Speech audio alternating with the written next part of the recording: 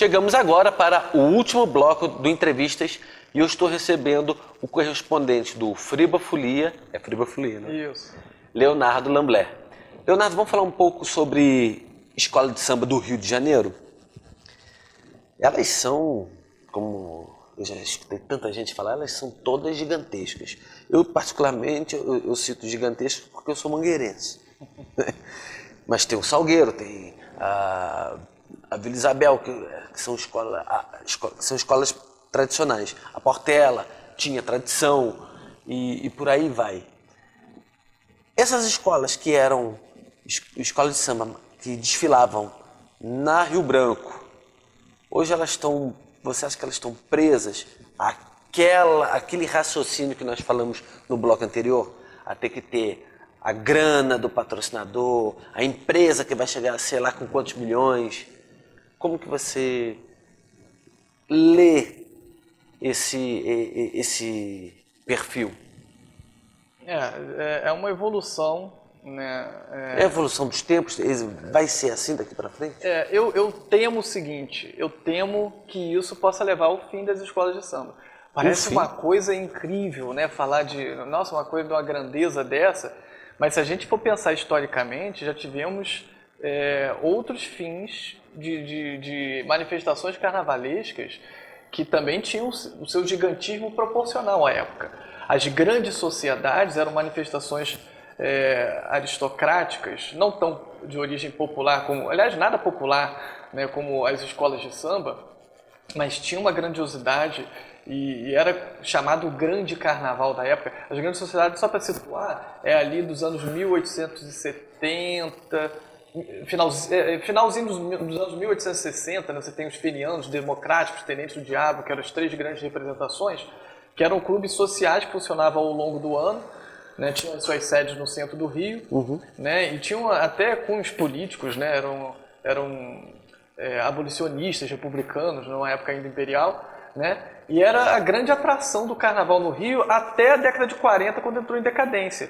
Os ranchos, esses sim, de origem popular, né, e que conseguiram alcançar bastante prestígio, e na época, prestígio nessa época era desfilar na Avenida Rio Branco, que na época era a Avenida Central, que era a avenida que representava a modernidade do Rio nas obras do prefeito Pereira Passos, né, no iniciozinho do século XX. Então, o rancho foi a primeira manifestação de cunho popular a ter a honra de desfilar nessa avenida. Na avenida onde se desfilava o Corso, por exemplo, que é uma outra manifestação que se extinguiu, que era uma coisa também mais elitizada, porque era em cima de carros, os desfiles, jogando confete, serpentinas, né? E todas essas manifestações, com o tempo, foram acabando. A escola de samba, né, ela entra num caminho muito perigoso, né, porque chega uma hora que você não aguenta mais e ela se torna prisioneira desse próprio crescimento. Um exemplo disso é o que está acontecendo atualmente quando se fala em cortar uma verba de R$1 milhão das escolas e elas acharem que não dá para desfilar.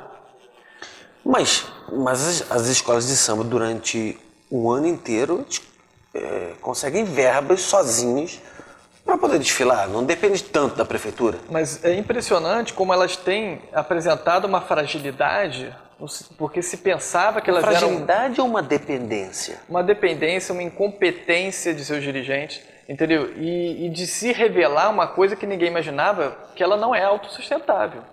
Então, por exemplo, já houve a notícia de que não teremos ensaios técnicos para o Carnaval de 2018. Isso já está batido no martelo.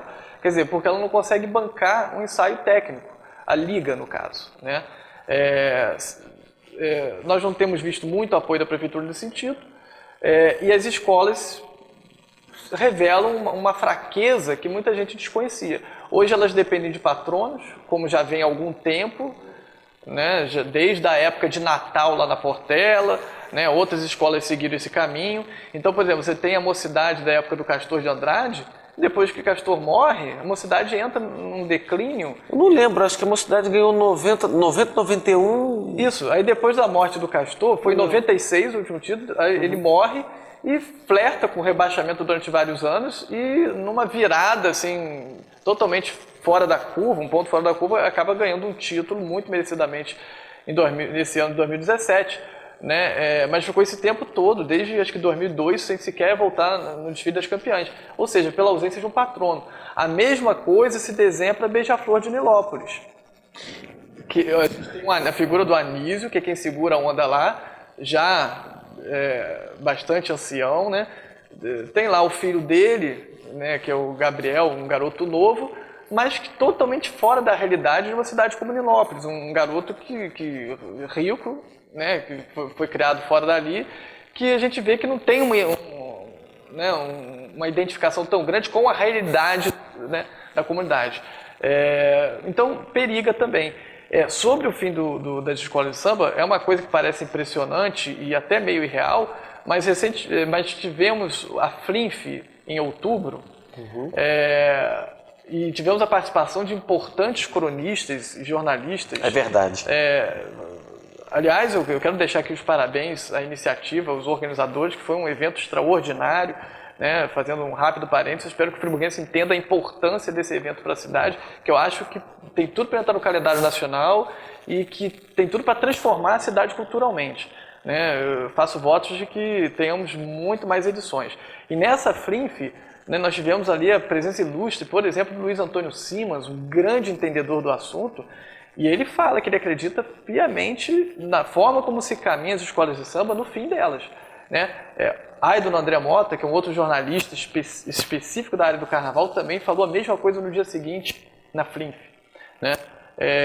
E eu tive a oportunidade de conversar informalmente com eles e os argumentos deles são bem plausíveis, né? Você vê hoje um simples concurso de samba enredo para se definir um samba de uma escola de samba, gasta-se milhares de reais para você colocar um samba para disputar.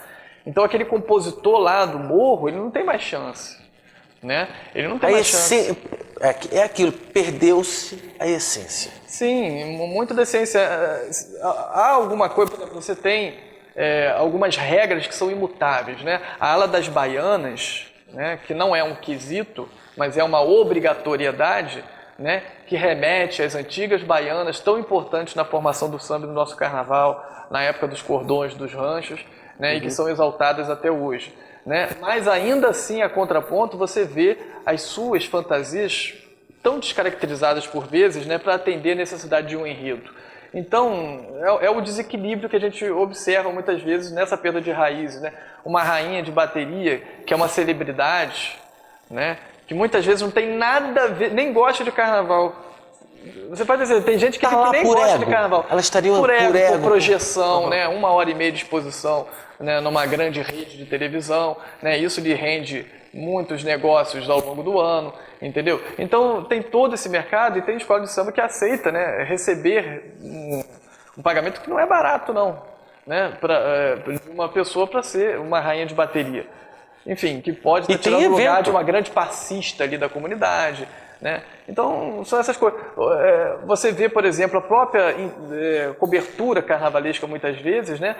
Eu estava vendo um depoimento na FLINF também, né, do jornalista falando que viu o Djalma Sabiá, né, um fundador ainda vivo do Salgueiro, passando. Ninguém abordou, nenhum repórter abordou, possivelmente as pessoas nem o conhecessem, mas quando chegou ali a celebridade rainha de bateria, pronto, todos em cima dela.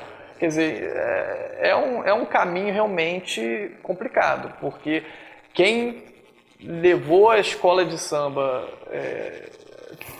a importância que se tem hoje, a gente tem que lembrar desses que começaram isso tudo lá atrás e que deram a força popular necessária para que permanecesse até hoje. Como eu até interpelei,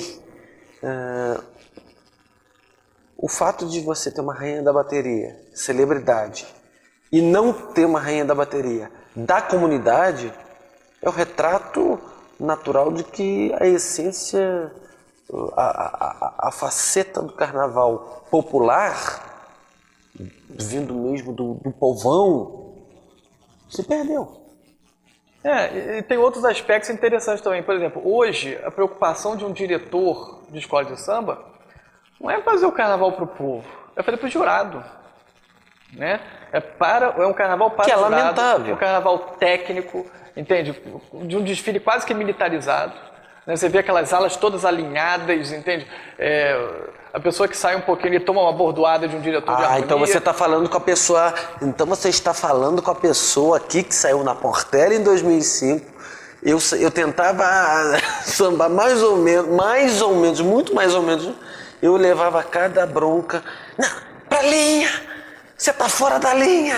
Tem que estar na linha de 6, não sei o quê. Porque existia uma falta de compatibilidade. Porque quem foi para sambar, para curtir o desfile na avenida, não podia. E eles têm aquele olhar competitivo. Então uma coisa não encaixa. Sim, é a perda de uma das maiores características do carnaval, que é da espontaneidade. Né? Que é da espontaneidade.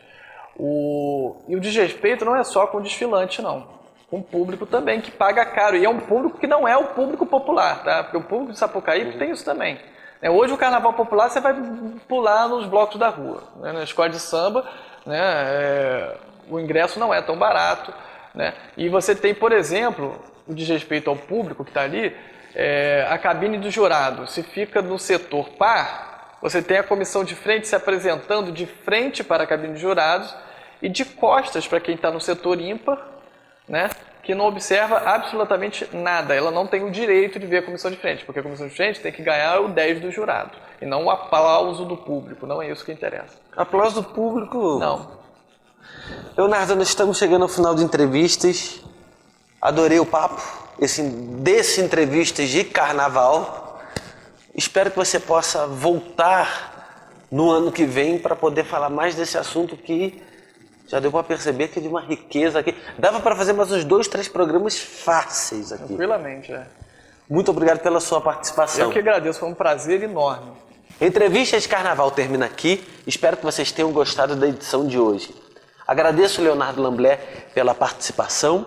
E semana que vem estaremos juntos com mais uma edição do nosso programa Entrevistas. Muito obrigado pela sua audiência e até lá.